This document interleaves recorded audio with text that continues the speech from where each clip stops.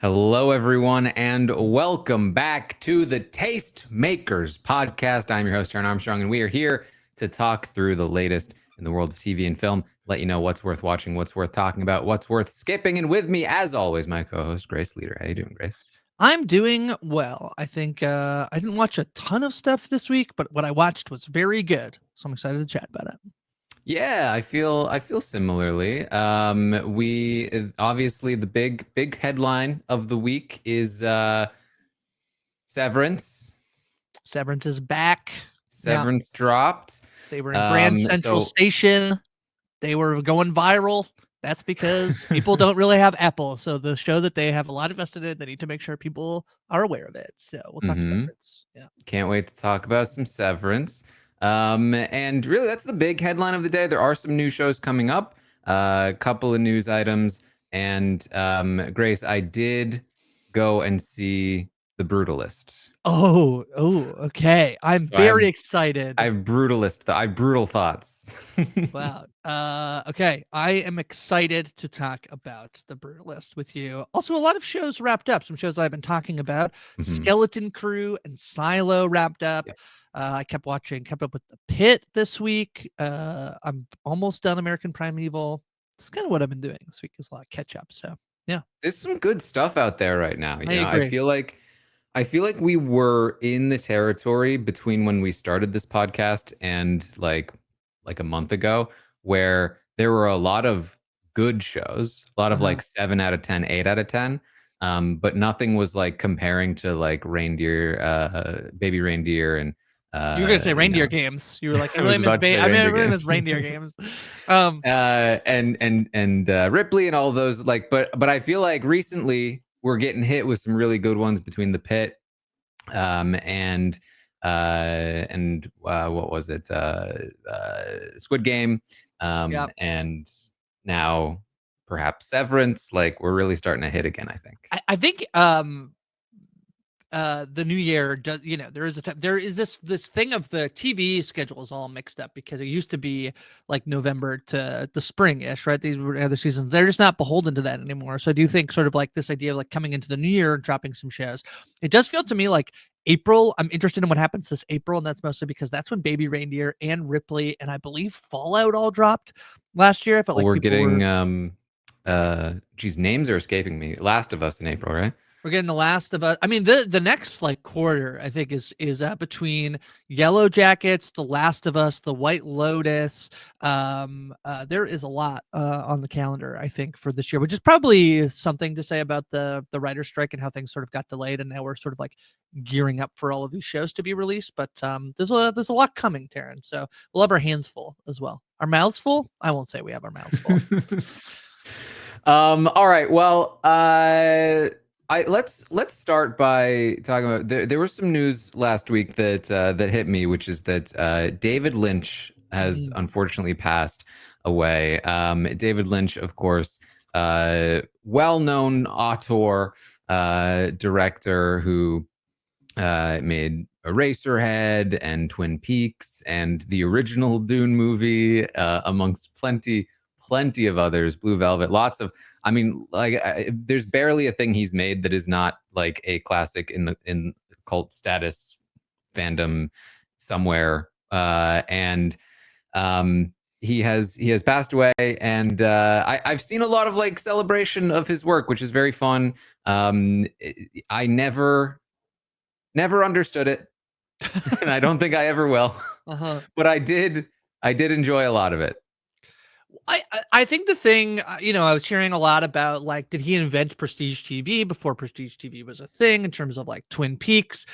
Basically, most of his theatrical work was, I think also misunderstood or at least not critically beloved, and then was examined years after it came out, and it's almost like you can look at everything, including a movie that I don't really love in the original Dune movie, and people do love it. People who watch it and are really enamored by what he was thinking. I think he's this is so hyperbolic. You hear about this people a lot, but I really do think he was like ahead of his time.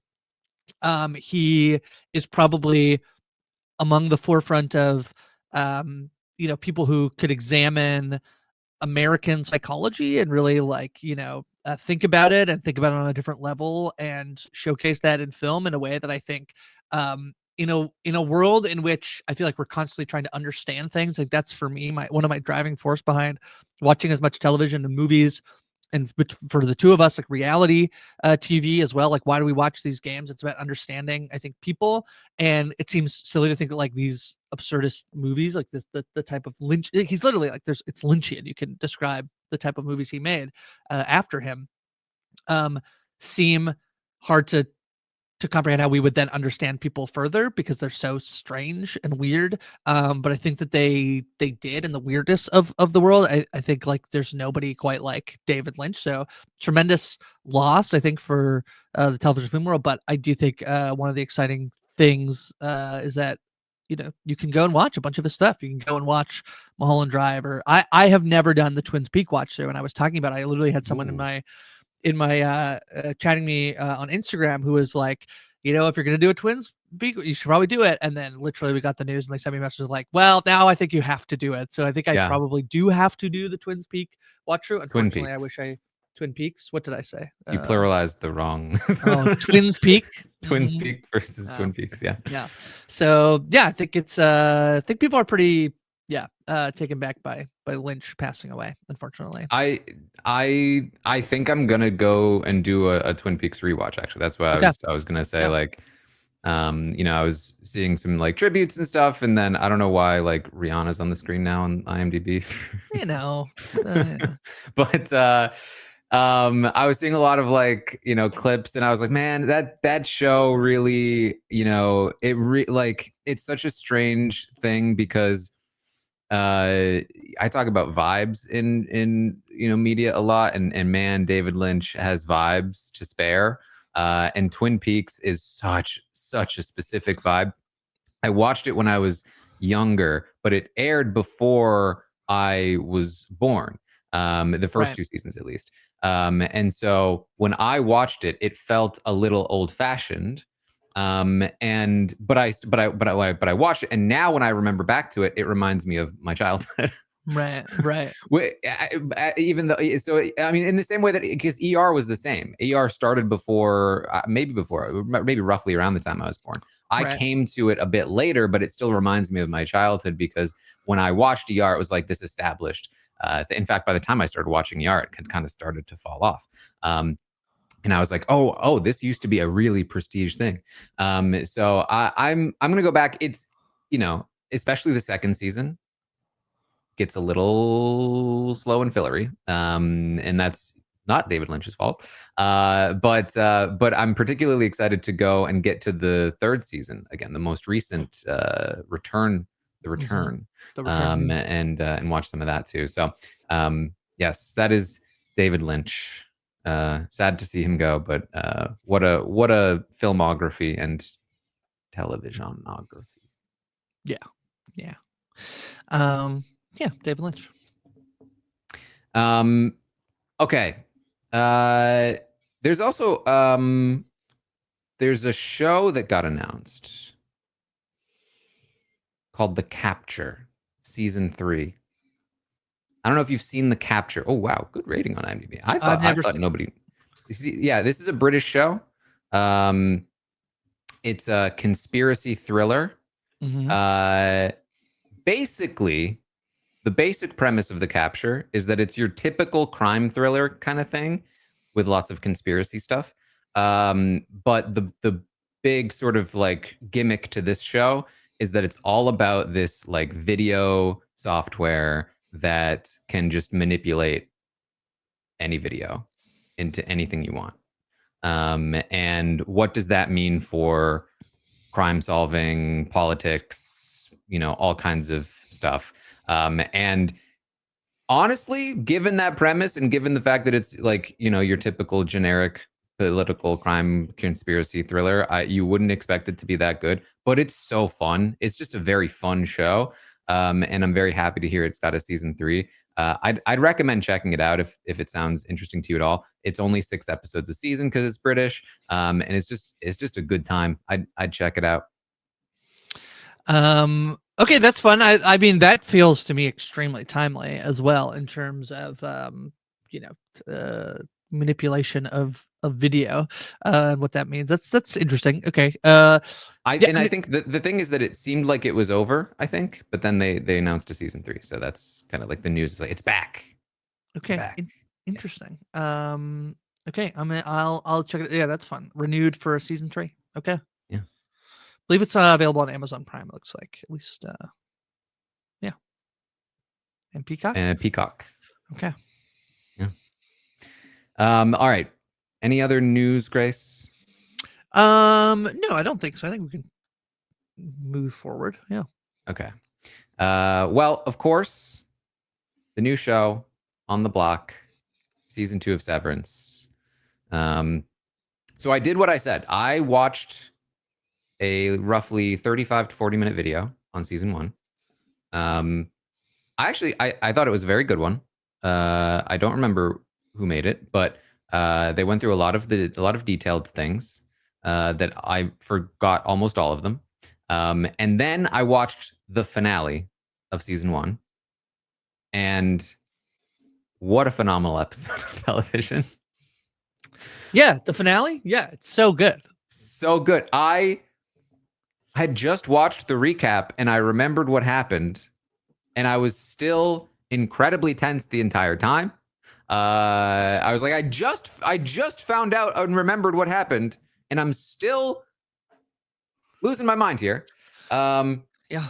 Such a good episode of television. And then heading into episode 1 of season 2, I watched that, and I really enjoyed it. Now, maybe rewatching the finale was not the best tactic. I'm not sure, because that was like highest of high standards. And then I went to episode 1 of season 2, and I was like, this is obviously not as good as the finale of season 1. But I did think it was a very good start, and I would say a stronger start than I remembered season 1 being. Like, I am deeply still invested and excited to continue to watch Severance season 2. So I had planned on watching the finale episode, which I did, and then I went back and watched the episode, and I was having a tremendously tough time. So I went back and watched the whole season, and I watched all of season 1, and then I watched the first episode. And I think either way, I think part of it for me was that I'm writing about Severance over on Parade, so I felt maybe a little bit of an added pressure to really understand what's going on, because I think that first episode does really want it to feel confusing. They want to put you in a headspace where there's a few things happening where you're not really sure what's going on, just because the show is intentionally confusing. And then they're also are doing things where they're giving you information, but you're really supposed to be unsure whether that information is true or not. And so all of that to say that season, I thought the first episode of the season where they like bring you in is pretty confusing to follow if you haven't done a little bit of homework. And we've had the extra time of it being 3 years between seasons, which is, even in the modern day, feels long.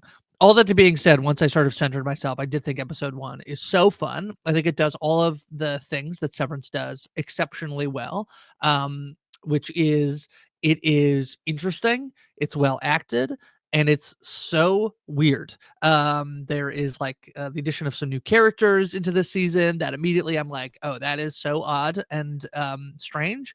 And it's just, I really enjoyed season 1 of episode 2. So I'm very excited for the show to be back. I feel like it did enough to give us more information while also ask us a ton of new questions, tons of theories being floated around. My TikTok, even though it went dark, not for me because I'm Canadian, so I would have just had non-American TikTok happening over the weekend, but was full of theories. I feel like Severance has done a really good job in marketing this season. I think mostly because, as I joked, not many people have Apple TV, so they're hoping to get people on the platform. But they've just done there's a lot of press as well, Taran, that I've been seeing. So I'm very excited to have Severance back as a weekly show I'll be watching.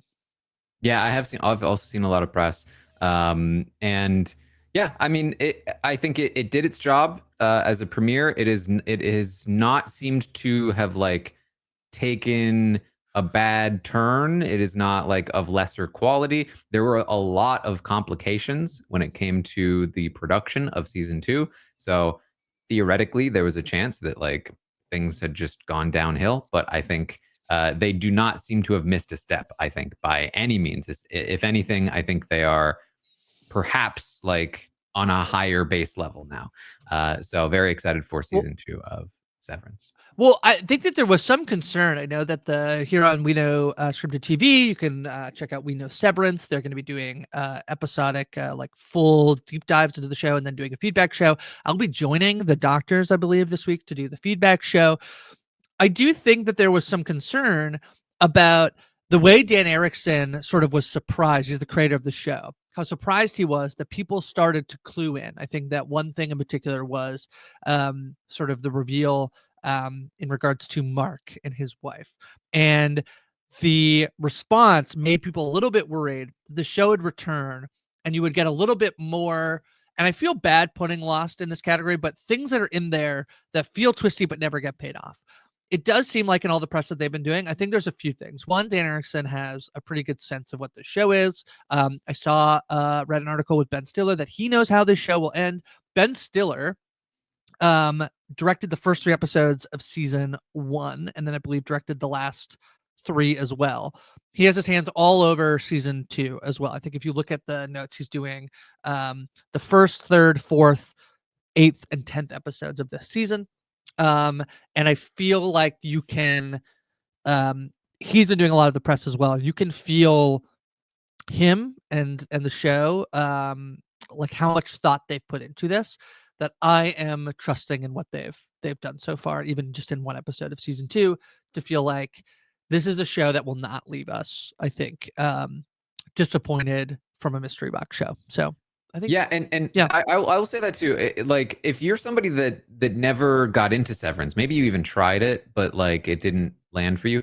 I don't know if I've told this story, but like when I started watching Severance, I was like, not really for me. The vibe is weird, which is cool.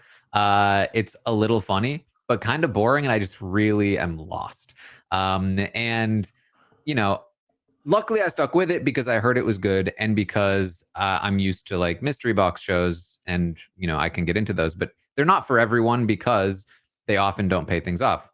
Famously, we talked about Raised by Wolves, which, you know, for every mystery it answered, it asked 2 more questions. Lost, of course, was probably a worse ratio. And then you even had things like Westworld, when you talk about like the creators being worried that people are going to figure out your plot twists, getting like super weird. I agree. I don't think Severance is that show. I think that one of the reasons why season 1 works as well as it does is because it answers so many of the questions within that 1 season. And yes, there are still some other questions, but I think importantly, like a lot of the world stuff itself has already been answered. And yeah. a lot of the questions now are more character focused, which I think is a really clever way to maintain mystery while not frustrating the audience. And it's done such a great job of getting us invested in these characters. So I really think this is, it's a very, very well crafted show, and I don't think it will leave you disappointed if you stick with it. And sort of at the end of season 1, there was talk of like there was going to be a 10th episode of that per season, and they decided that the ending of episode 9 was a stronger season finale. And so this first episode of the season, you have to imagine this is exactly what they were going to do. Possibly, roughly, for the most part. At least this is where they would definitely felt to me like it's been a few years. Yeah. Okay. Yeah, in terms of production. Yeah. Fair. Yeah. Okay. So that is Severance. I'm excited to continue to track its progress over season 2. You mentioned it earlier. Silo had its finale. Let me bring. I pulled up. I got rid of the Severance stuff there because I felt like a little spoilery on the trailer there. Fair enough. But Silo just aired its season 2 finale, and it was good. I thought it was great. I mean, in typical Silo fashion, I think it had maybe a little bit of a rougher start this time around.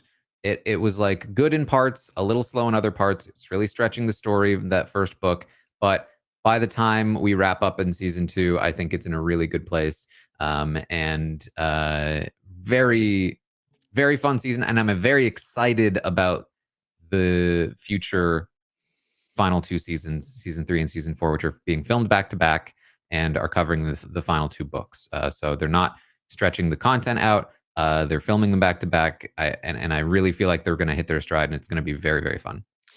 Yeah, so I talked about this with Mike. We covered it episodically. I do think that the first episode of season 2 is pretty boring. It's pretty bad, and I was really worried. And then I feel like it immediately picks up. It gets really good. It drags a little bit, and then it finishes pretty strong. That's basically how I feel Silo worked. I also think it's a show that the best content in it makes it worth the moments where it's less exciting. It's just so well acted. It's so interesting. It's so fun. That is how I feel about the show, that the best parts buoy up the parts that are maybe a little bit tougher to get through. And I don't even think they're that tough to get through. You're just like kind of waiting to get to the really good part. I would say the weaker parts of season 1 were weaker than the weaker parts of season 2, personally. I would agree with that as that well. Season 2 has a higher base level. There was never a point in season 2 where I was like, ugh, bored. Yeah. I was just like, there are better parts that I'm more excited about. Yeah, and then the other thing too is I think that the book that Hugh Howey wrote, the first book is very much like 5 distinct stories, and I say distinct because they are very much connected. They are one novel, but they are almost like we switch the point of view character a lot, and I think that season 1 did sometimes suffer from that, and I think season 2, what I think struggled from was also where they wanted to expand the story. So I think the stuff that they were adapting directly from Hugh Howey's book, Wool, was the strongest bit of the show. This will sound counterintuitive because I think book number 2, I've not read it, but from what I understand, it's a very different story. And I feel like what they're going to have to do is integrate everything together. How do we make that story work within this show that we've already produced? If they adapt it 1-to-1, Rebecca Ferguson basically isn't on the show, just as a, so they can't do that. So they're going to have to weave everything together. And I think that they might have learned from these 2 seasons where they stretch out one book into how to do that better. So I think if it can get better from here, following the big notes of the book, making sure to see how it works, I think it's good. And I also think it's always a good thing when the show has decided that it'll end after season 4. I feel like giving it an endpoint feels to me like I can watch it and have some faith, and even if I don't love every moment we're getting to, at least I'm not on a ride that isn't might end abruptly. This will end at the point that they want it to end. So I'm excited for that. I like the casting news they did. The last moments of season 2 were really intriguing to me. So I'm excited for Silo season 3. Yeah. Okay. Can I briefly touch on Skeleton Crew just as talking other shows? Have you been keeping up with Skeleton Crew at all? And don't feel bad if you haven't. I plan to catch back up on Skeleton Crew. I'm still only 3 or 4 episodes in at the moment. There's only 8 total. Owen and I had a blast talking about Skeleton Crew. It's extremely fun. It does enough mystery stuff. It's very Goonies. It's basically Amblin Entertainment, like Spielberg style stuff. It pays homage to a ton of other pop culture. But it is a contained story. And I think that that's the biggest message I want people to go into.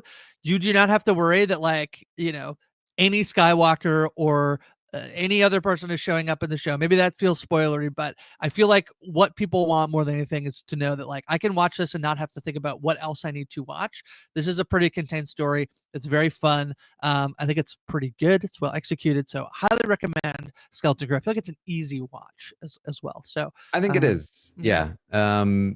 It's fairly easy. And I think you'll also pretty quickly, if you watch the first 2 episodes, you'll understand if you care to watch the rest of it or not. That's 100% true. You can bounce out if you're not jiving with it because it won't really change from the first 2 episodes. But it has that very sort of it's a little bit like Goonies, it's got that fun adventure feel. Episode 4 is basically a not very subtle homage to the Goonies. Literally, there's a character named Rened, which is Donner spelled backwards. Donner is the director of the Goonies. We are so explicitly doing Goonies stuff. The Goonies, but Star Wars is, I think, good. Yeah. All right. Well, let's talk a little bit about the Brutalist. There's some news on the Brutalist today that I don't know if I should. It's not spoilery, but it feels not great. Taran, have you? So we'll get. I'll leave that. But I'm excited to hear your Brutalist takes. Yeah. Okay, so yes, I spent, roughly 4 hours in the movie theater this weekend watching The Brutalist. I think number one, loved the intermission. You like the part where you didn't watch the movie? Great part of the movie. That's the number one thing. I agree. The intermission is a thing that we should be doing way more often. We should be doing more intermissions. The way it's designed is great. It's very nice. It's very Just nice. to have a little break in the middle was so nice. And it was cool because it felt like it made the movie feel a little more episodic, which was obviously intentional. There's definitely a big debate about part 1 and part 2 that I think is extra. Like, I feel like sometimes when people are talking about, oh, the last act really struggled, and like, yeah, but what part of the movie are you talking about? Whereas this is like, yeah, act 1 and act 2 are very distinct from this. There's a character who doesn't show up until act 2. Yeah. Yes, and perhaps an argument against doing intermissions is that you're opening yourself up to a more scrutinized version of the criticism there. I will say I think I'm probably in the camp of the split them into 2 parts. I didn't like one of the parts as much as the other part. But what I will say is that regardless of the parts in general, I particularly thought that the ending was very strange, and I didn't particularly care for it. This was a movie. It's like, I guess if you subtract the 15-minute intermission, it's like 3 hours and 20 minutes. I think the runtime is 3:36, 3 hours 36 minutes. So if you subtract 15 minutes from that, you're looking at about 3:21 and then credits. So yeah, but I was expecting it to be like a little bit boring, but really like artistic and interesting. And what I got was, it was not boring. It was very engaging to me throughout. It was like very, very effective use of time. It was long, not because of the story being long or drawn out or like unnecessary scenes being added. It felt long to me because it took its time in a way that was compelling to me. You can maybe see, if you're looking at the trailer and the visuals, the shots linger for a while, and not in a way that feels unnecessary, but it's very pretty, one, but also like the shots linger in a way that work for the scenes and work for the characters, or works for the story that's being told. It also like takes its time with like the progression of things generally, and none of it feels unnecessary. None of it feels like boring. I checked the time like a couple of times while I was watching this, but like not in the way that I'm like, oh man, I hope it's really finishing up soon. And I've done that for much shorter movies, much more often. So very effective use of time. I don't know if you can see in the trailer if you're watching the video version of this, but like the graphics, the text, the visual style, all the way down to like the credits and the way that the text is put up on the screen, just phenomenal. It just looks so good. It looks so cool and interesting. And the acting is incredible. So all of those things really liked. In fact, I will also say I thought the characters were really interesting. All of the characters felt like they had a lot of depth to them, even though the movie didn't seem to really care to like go into depth about them. They just existed, but seemed to have depth with that, which I also liked. The thing I didn't like was that I felt like almost the opposite of like I saw the TV glow. I was really enjoying my time throughout watching the movie. After it ended, I was just kind of like, okay, like that. I don't know. It just kind of felt like that was it. And that's in part due to the ending, but also because like I just, it felt a little more style over substance to me. But I did really enjoy watching it. So I was left a little conflicted, Grace. Can you enlighten me here? Yeah, so I've watched it twice, and I also had a similar feeling. There's sort of a thing that happens at the end where I feel like it's very abrupt and then it's like throwing stuff at you. So like It's weird that in an almost 4-hour movie, the ending felt rushed to me.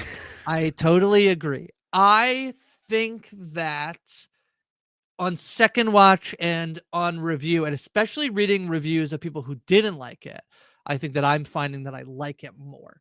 And I wonder whether that's simply a like me being defensive of it, because I think it's so good. Because I saw a live Q&A with the director, and I find him to be incredibly pretentious. And I say that knowing that like I don't really care.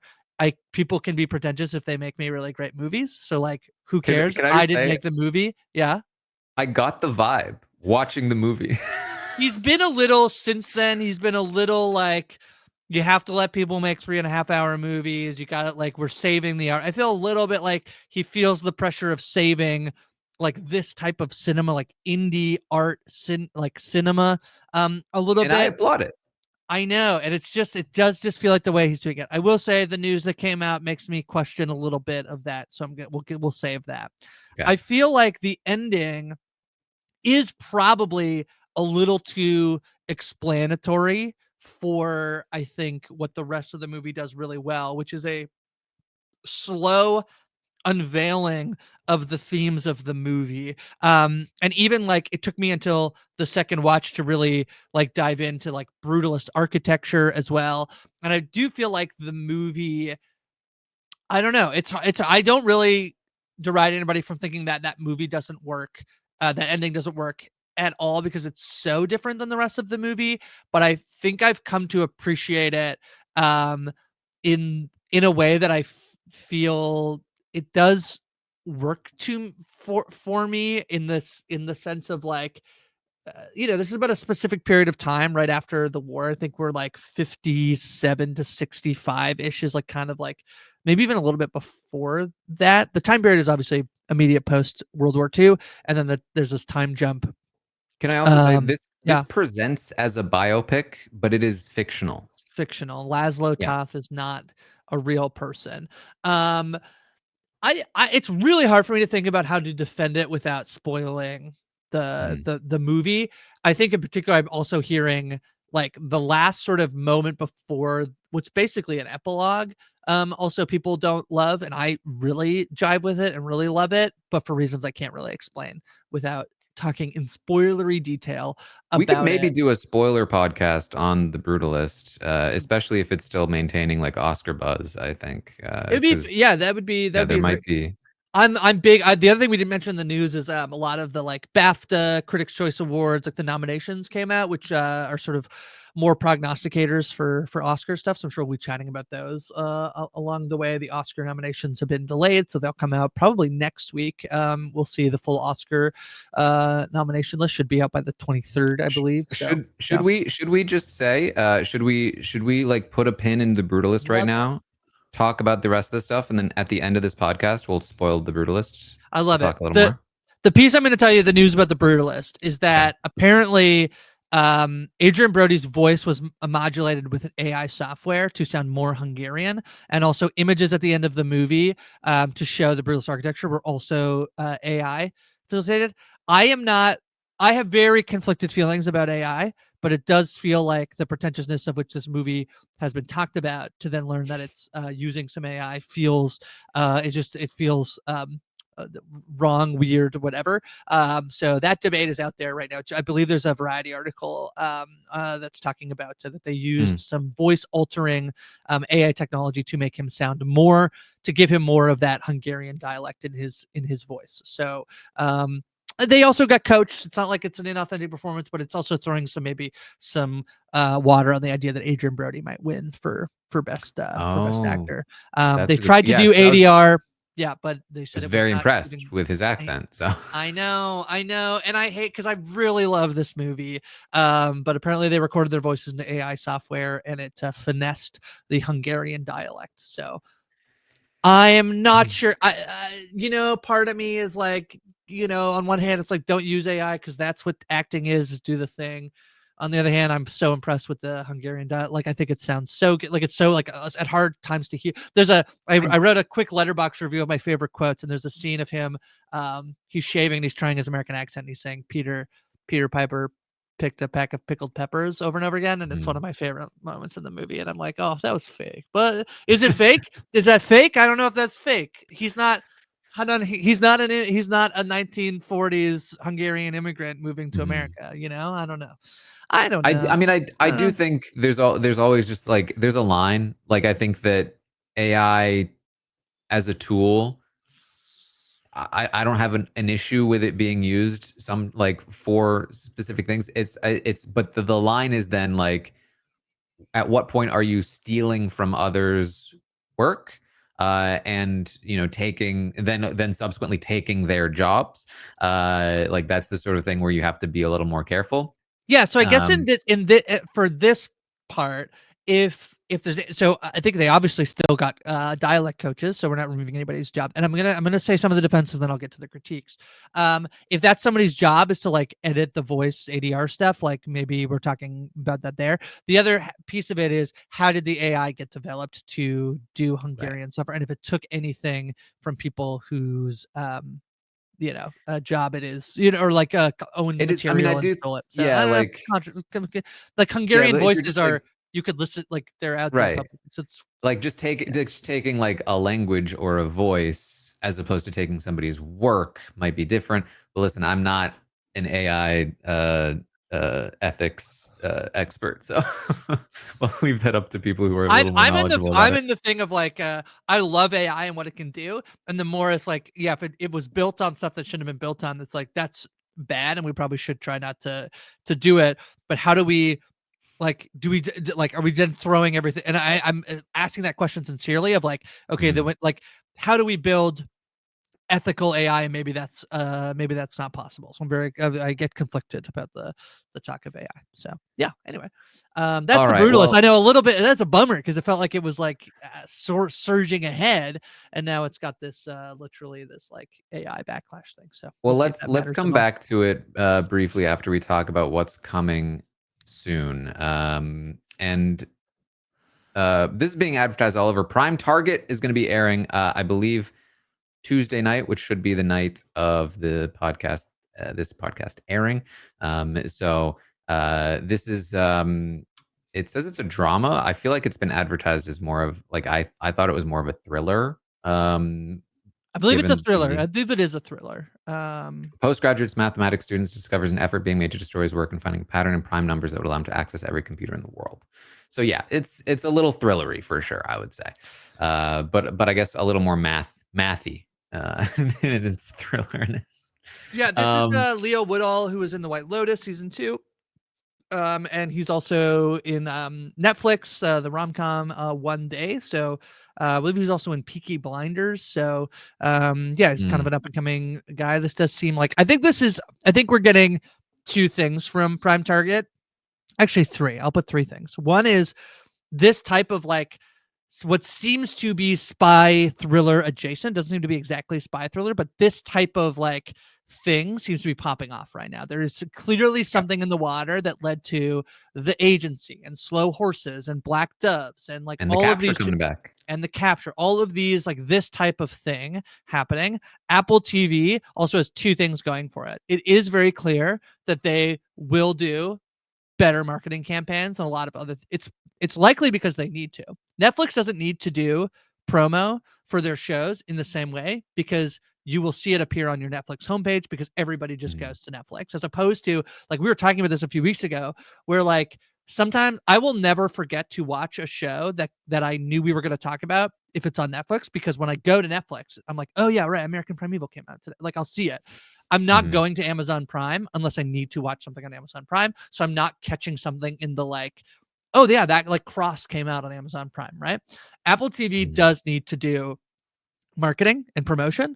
And I love that we're seeing Black Adam on the screen. Why is Black Adam being promoted? That's so funny. That's the autoplay after Prime Target's trailer, I guess. Apple TV does need to do this, but also they have a track record of having pretty successful shows over the last little while. I'm very much invested in in when I hear about an Apple TV show. There's another one that I'm interested in flagged on my radar is Dope Thief, which has Brian Tyree Henry and Wagner Moura that's coming out in a little bit. It's an Apple TV show.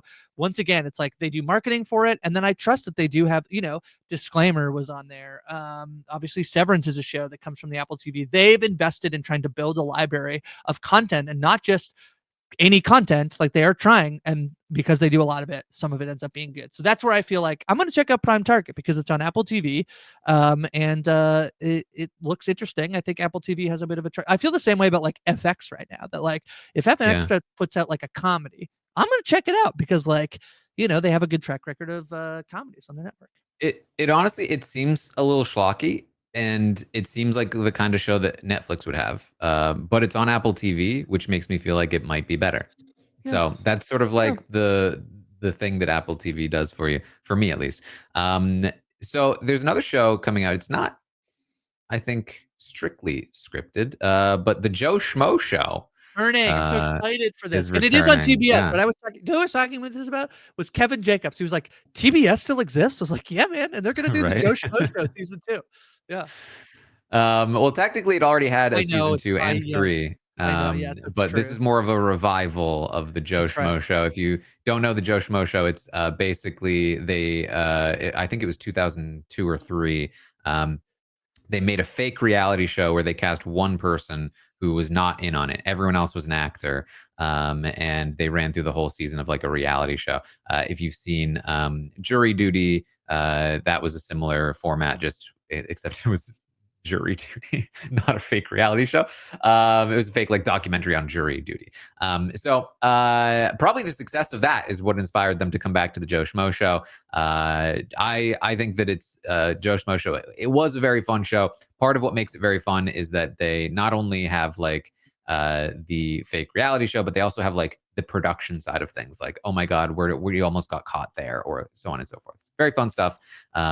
And like I said, not strictly scripted, but if you look back at the cast too, they're kind of fun to go back and rewatch. Kristen Wiig is in season 1 of the Joe Schmo Show. One of my favorite comedians, Jonathan Torrens, a Canadian comedian. Natasha Leggero is in season 2. So it's kind of fun to go back and look at who was playing the comedian actors in the show. So I'm excited for this to return. Yeah. Then we have The Night Agent returning for season 2. This show, I think, did very well for Netflix in 2023, returning for 2025 for season 2. It's just it's a conspiracy thriller. I mean, this is like this is it right now. These are the shows that are coming out, is these spy thrillers. Yeah. I haven't watched The Night Agent. We'll see if I am able. I'm going on a trip this week to New York, so we will see if I have time to fit in any Night Agent, because I'd probably have to do season 1 before I did season 2. So we shall see. Yeah. And then there are a couple of movies coming out. One of which is you guessed it, espionage action thriller called Inheritance. Yeah. With Phoebe. I don't know. This is Denever, I think, Phoebe Denever. Rhys Ifans is in it, in House of the Dragon. Recognize him.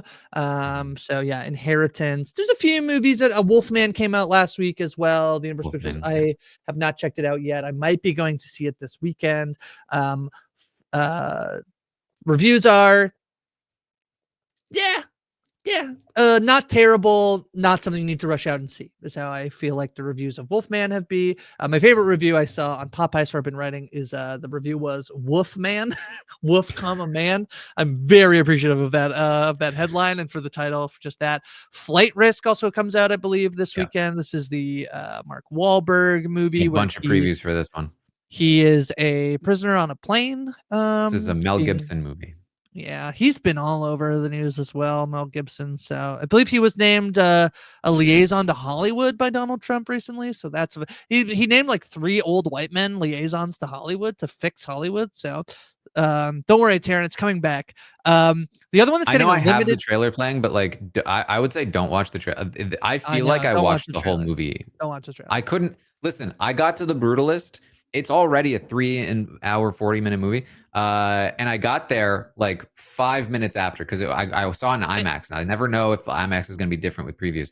And let me tell you, they hadn't even finished the commercials yet. They started the previews like 10 minutes after, and then there were like 20 minutes of previews. And I was seeing all kinds of previews. The new Bong Joon-ho movie, I didn't want to see that preview. I was like, yeah, but it looks pretty fun, right? It looks pretty fun. Mickey 17. No, I didn't watch it. I plugged my ears.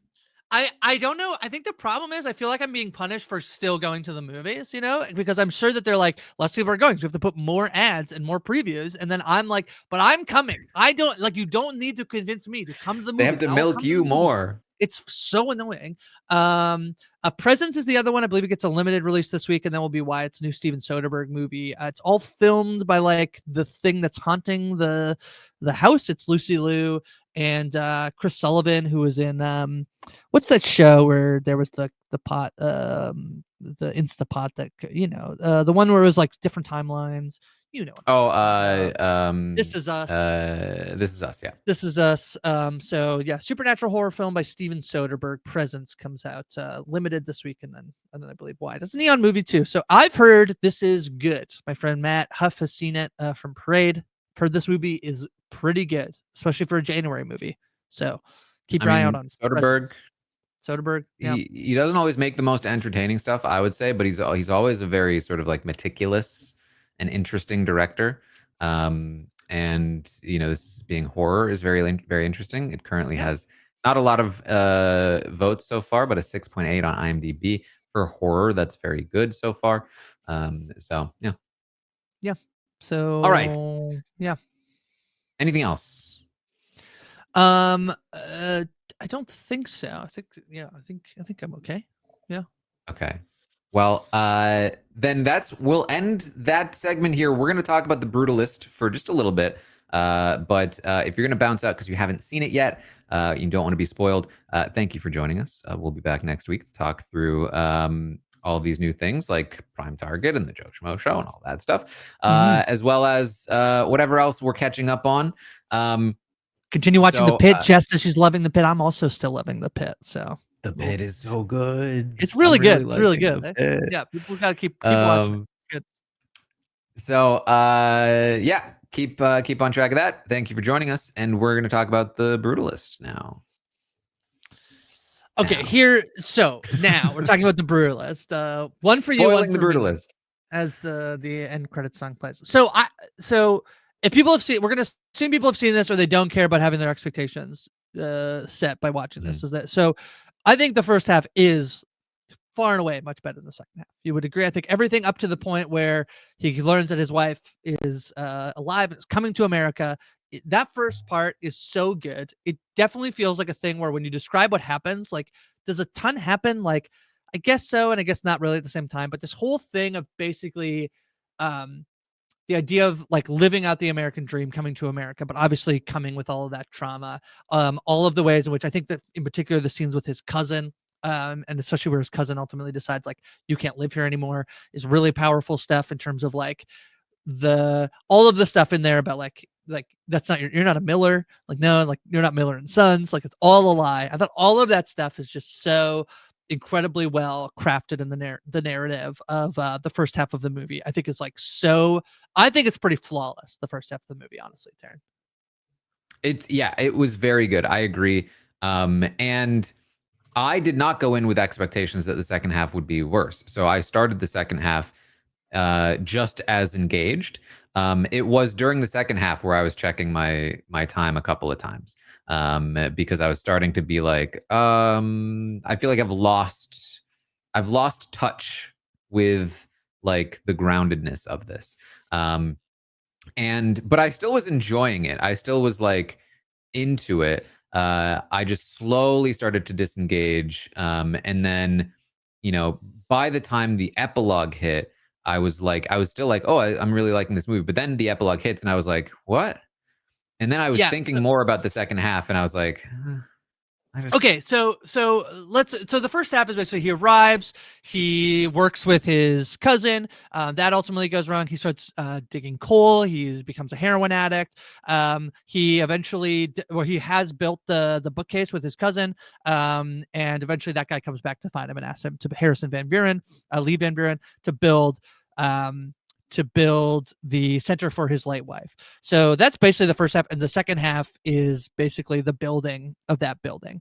And we culminate basically like everything is happening. He's being told like, your vision is, like they're trying to cut costs or, do all this other stuff. But we end up in the mines finding the marble where he is raped by Van Buren. And when he comes back, obviously his wife ends up figuring out it happens at a moment where seemingly she's been having pain, and he gives her heroin, and that night they sleep together, and then obviously he tells her, and then she goes to confront him. He denies it, but then he leaves and he sort of mysteriously disappears or vanishes. So we see him into basically like the building. And then we cut to we get the scene of one image of the cross in the building before we cut to this epilogue. And that's what I feel like is very jarring. There's no definitive ending on what happens in that time period, this time period that we've been following for so long, in terms of building the building, everything, the relationship between Laszlo and Van Buren, and there's no finality to that. To me, that's America. This movie is about people coming to America for the American dream. And, it's so front and center. It's ridiculous. Like the Statue of Liberty being upside down, like, yeah, but coming to a place, you're fleeing persecution, a place where people don't want you. And you arrive in America that's billed as the land of opportunity. And it turns out, actually, there's, fascist systems, systems that prevent you, racism, xenophobia that are embedded here. And while he does get accused of doing what he does, Van Buren never ultimately pays any sort of price. And I feel like that's so American that he can just sort of slither away and not face any repercussion for what happened. It's also when we get to the epilogue and we learn that the way he built his buildings was in response, brutalist architecture is in response to what happened in Europe. Europe was just like destroyed over the course of World War II. And the architecture designs were designed to be lasting and durable. They're concrete. They're these very sturdy things. But Laszlo, in the speech that she talks about, when Zofia talks about his buildings, that he built through these mechanisms to make sure that like he can never be kept apart from his wife. So these underground tunnels, which is the exact thing that also let Van Buren get away. I feel like the metaphor of like, because I feel like the movie is about building this building, but it's not until we get the epilogue that you realize how much the brutalist architecture, this exact building, the work that he's doing interplays the whole movie. And I do think there's a world where you can say it's so on the nose and we didn't need you to say it. That part of the beauty of the film is to sort of be like in it the whole time. But for me, I think it does work exceptionally well at the end. But you didn't like that's okay. So that's really interesting because I feel like you have interpreted it differently than I did. Yes. Because I very much interpreted the Van Buren to have 1,000% killed himself. Yes. Okay. Yeah, he could. Yes. Like that was definitely meant to be like, like the wife heroically succeeded and, exposed him, and he was so ashamed and exposed that he took his own life.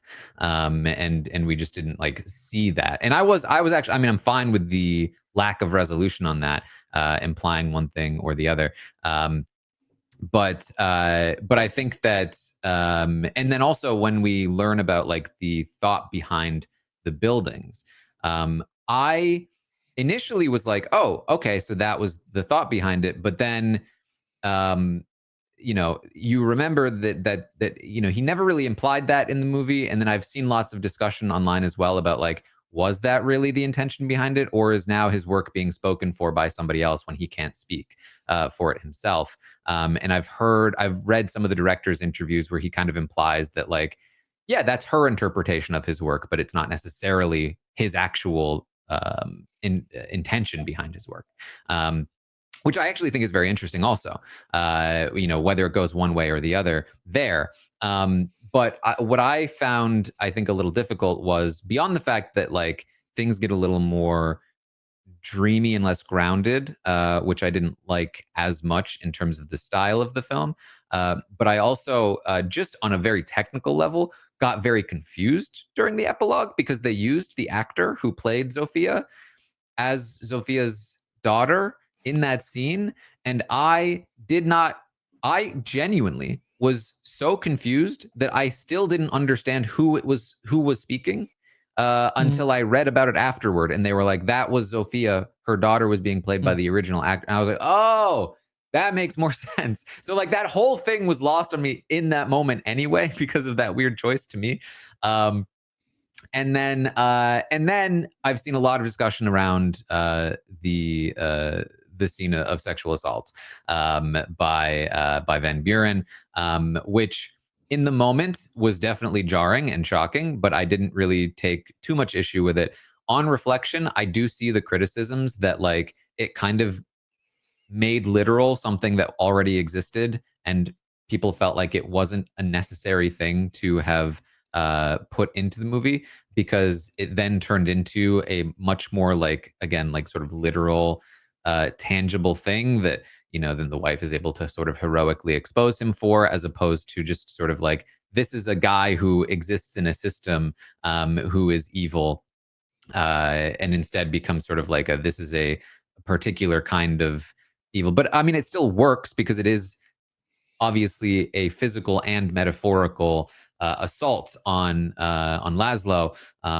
But I do see some of the criticisms there. So yeah, that's sort of, I think, how I've been thinking about it so far. Yeah, for me, what I think is so important about the ending is that, and I agree with the takes about what Van Buren ultimately does to Laszlo.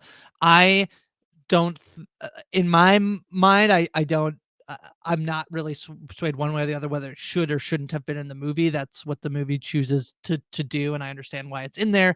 And I do also understand the critiques of like, maybe didn't need to do it. I do think there's a lot, like the story Van Buren tells Laszlo earlier in the film about when he meets his grandparents and he gives them this money, but he didn't sign the check, and he's like, they weren't even grateful for what they had been given, to me is so echoed in that moment. I do think I understand. I can both understand this idea that perhaps there are ways in which The Brutalist, it feels like an old school, Oscar contender in some ways because of the way it portrays some things in the movie. The fact that we like Ezerbet is never seen until the second half of the movie, I feel like is sort of there's this like Oppenheimer won Best Picture last year. You could go on a long spiel about how Nolan doesn't write women well. I still think it's a pretty good movie, but I can have that critique and hold that thing at the same time. And I feel sometimes I can feel the same thing. There's almost like this old school Hollywood way of making this movie that at some times I think it probably, there's ways in which it probably could have been more modern than this version, but this is that's almost like what he's doing is paying homage. So, that speech where Van Buren says, you weren't grateful, is essentially him at the, like, that's what he's doing to Laszlo, is like, he's basically reiterating that that's always who he's been. Like, you're not grateful. I might, be this man who's uplifting a Jewish man and bringing him back home and paying him to do this work. But at the end of the day, if you're not grateful to me for having like been the one to uplift you, then, and this is sort of like the worst thing he can do to Laszlo in this moment. To me, the ending is so interesting that Laszlo does not ever speak in this moment. And I do think so much of what this movie is about as well is the way in which every single person can interpret what happens. So I do think the intention to not know what happens to Van Buren, the idea of having Zofia speak at the thing and not have it be Laszlo, is so important. This line at the end of the movie is, it's not about the journey, it's about the destination. Like, is that true or not? I don't know. Is Van Buren alive? Did he kill himself? Did he get arrested? Did he run off? Did he make it free? I think it's actually incredibly intentional that all of that is vague, because part of what architecture is so much about people's own interpretation of the building, even down to the very personal, like, this is my relationship with this building versus what your relationship is with this building. I actually think a lot of the Brutalist architecture is very ugly. I don't think it's very aesthetically pleasing. And yet, like, obviously this is the thing that he builds sort of in response to coming to America. And so other people speaking for him, other people talking about what the building means. I actually think the idea that it's all vague and not left to tell us what it is actually an incredibly important piece of the thesis of the movie, in that you can build something and you hope to build something that perseveres, but ultimately you never have control over the way that building is still, like, if you think that he killed himself after Van Buren did, it's still, I think, in the scene, it's still billed as like his wife's name's the Van Buren Van Center. Buren something. Yeah. So he also builds, like, theoretically he builds something that persists like Van Buren does, in terms of like the legacy of his wife and his family persists even if whatever happened to him. So I do think that that's like such an important, there's that piece that the last song is called One for You, One for Me as well, this idea, like, I built it, I think this is how I interpret it again, but I think what's so fun is that it's so you can interpret it, which is he built it for him, but it also is for every, like, it's a community center too. Like, it's all of these things in one thing. It's a cathedral and a gym and I guess they cut the library, but et cetera, et cetera. So I really like how, like, actually vague the ending is, even though it feels like it's an explicit, like, this is what the movie is. I don't think that that's true. Yeah, no, I can see that. I think that, like, part of the reason why I am still fairly high on the movie is that even though I felt a little frustrated by it, and I don't necessarily think I like all of the choices it made, it very clearly has, at the very least, like for me, it's like I feel like there's more that I want to dig into it. There's more I want to dig into the characters in particular.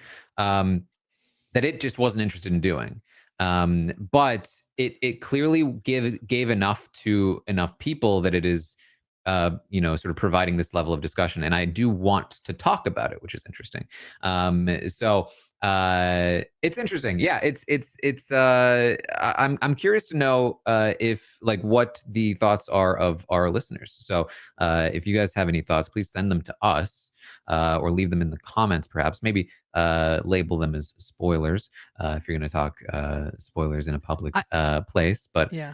I just think it's so, I also think that, like, it's just, this movie took a very long time to make, but I do feel like it feels incredibly resonant having, we are literally recording this. I believe you have a new president. Congratulations, Taran, as we're recording this, been inaugurated. That I do feel like at a time where that campaign was run on mass deportation, that it strikes me that this movie is incredibly resonant to the times, despite being a movie set in, post World War II times. This idea that that people from other places have things to contribute to society, even if I think the building is ugly. He creates these, like, and it's not a real story, but he creates these buildings that last, obviously, by the time we get to the end of the movie, sort of the test of time. I just think it's incredibly resonant and powerful, thematically, a thematic film that I quite like. I don't think it's my favorite movie of the year last year, and I'm not even entirely sure I'm, like, think for sure it's a slam dunk to win the Oscar, just because I think it's very long, and to think that the voters are going to be taking time. But I do for what think it's worth, there was, like, nobody in the theater. It was a massive IMAX theater. Nobody was in it with it. There were, like, 3 other groups of people. My favorite, I'll never forget, one of the first feelings I had about the movie in terms of how it would be appreciated was I was watching it at a TIFF Film Festival screening, and the intermission happened, and the lights went up, and a guy who had bought a ticket to be front row center, so, like, it was a very tough ticket to get, I will say. He stood up and he goes, "We are so back," and he went to the bathroom and got things. And that is my he perfectly fit the thing of, like, a film bro, like an A24 film bro, and I just can't get that image out of my head that he was like, "We are so back." And I was like, actually, there's been a lot of great movies over the last few years, but I get it. For me, the biggest thing that came from this film is like you can make long movies and you can make them engaging. And I think this is a masterclass in how to make engaging scenes. So that's my ultimate take. But And I think the other side of that is if this does not sound appealing to you, I mean, I know you've been listening to this, you've probably seen it, but if you were like, let me see if it's even something I would like. If this does not sound appealing to you, don't watch it. You don't have to. There's so much content you can go out and watch. And if the 3.5-hour slow epic, post-war movie about a great man is not up your alley, don't worry about it. You can skip it. It's totally fine. You don't have to watch it. So yeah. All right. Well, with that is the Tastemakers for the week. Let us know your thoughts on The Brutalist and everything else that we talked about today. We'll be back next week to talk about all the other stuff. Maybe I'll have watched some more of these movies as we head into award season proper. Yeah. And that's about it. Grace, anything else to plug? I'll be on the Severance feedback show, as I mentioned. Believe later this week, I'll be joining Jess Sterling, our lovely editor, on a Talking Shit episode, talking about Schitt's Creek. So yeah, I am around writing for Parade, writing about Severance over there. So check that out. And that's it for me. All right. Well, thank you all so much for joining us here today, and we will see all of you next time.